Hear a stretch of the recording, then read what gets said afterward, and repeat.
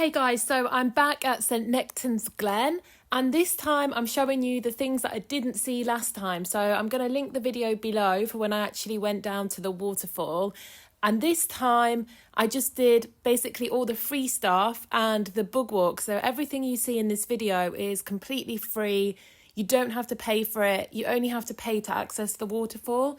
And I think a lot of people don't realise this when they come to St Nectan's Glen. Last time I came, I realised after I'd left that I'd missed the peacocks and the bug walk. So this time I did manage to capture them, but of course we started in the cafe. It's nice to have a sit down and a drink when you do make it because it's quite a walk to get up to St Nectan's Glen. It's about 20 minutes, I would say, from the car park, 25 minutes. And it's a lovely walk though. You walk through the woodland. It's very beautiful. And then there is quite a steep bit at the end, but it's really nice to have a well-deserved coffee when you get to the top. So the waitress was super friendly and she gave me these peacock feathers that she found. I really wanted to find a big one, but these were very cute. So I absolutely love this cafe. I think it's one of my favourites. Look at these views all around, 360, gorgeous views. It's very homely. You can enjoy being in here in the summer and in the winter, just watching all the wildlife outside. They also have this meditation hut, which you can just sit in for some quiet contemplation. There's some books in there as well. And here they are, the peacocks. So I'm like a child when I see animals. I don't think anything brings me more joy than bonding with animals, especially wild animals or non-pets that want to come and engage with you. So these peacocks were very friendly. I didn't feed them because I wasn't sure that you were meant to, but they will happily come up to you.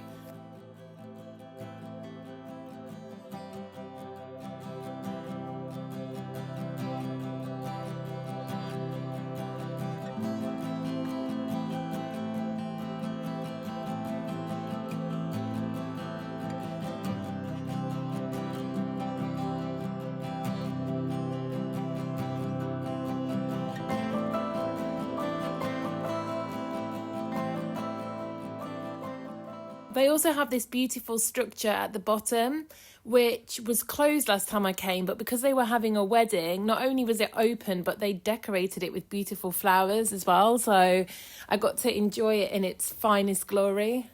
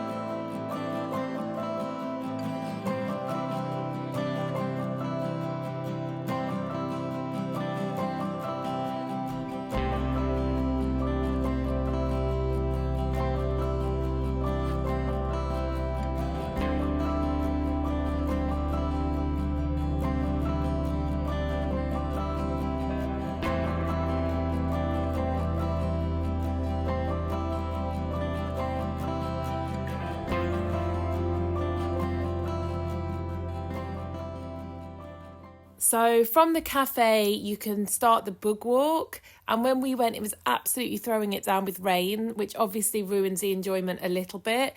But we started out with this bug house. And these are things that you can build in your own garden if you have a decent sized area.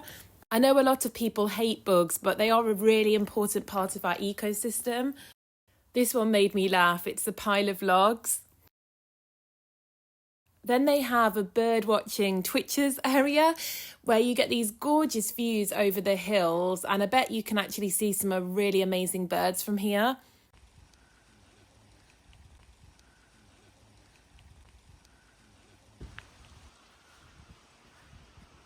Buckingham Palace. They also had a few pens of unusual chickens at the top, and they had some adorable little baby chicks with them as well.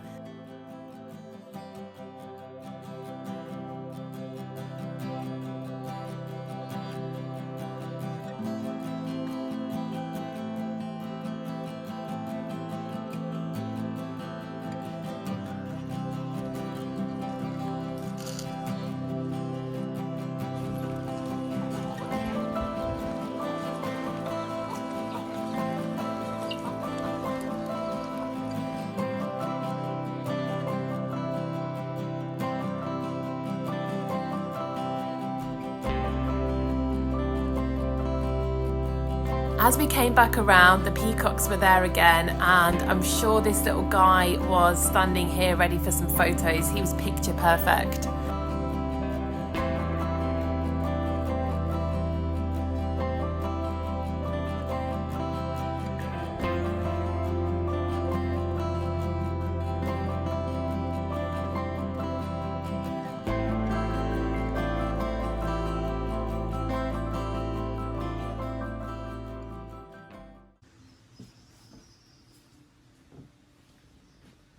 They have this meditation room, they call it. I would probably say it's more of a contemplation room though, because it's full of memorials, I would say, and memories of people, more than I saw wishes or manifestations. And I actually think that affects the energy of this room a little bit.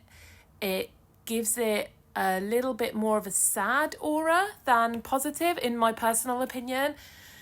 But it's a very interesting room, and you can light a candle over on the side, and you can light a candle for either somebody or a pet or a wish.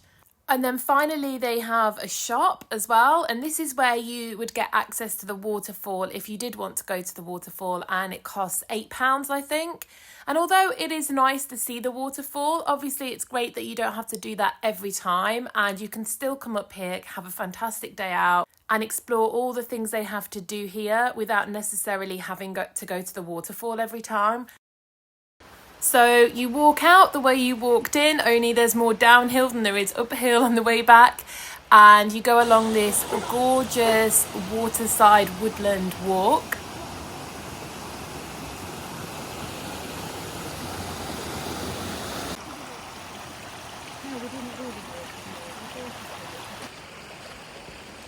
I also saw this log that definitely looks like a giant's hand. I don't know if it's been carved there at the end.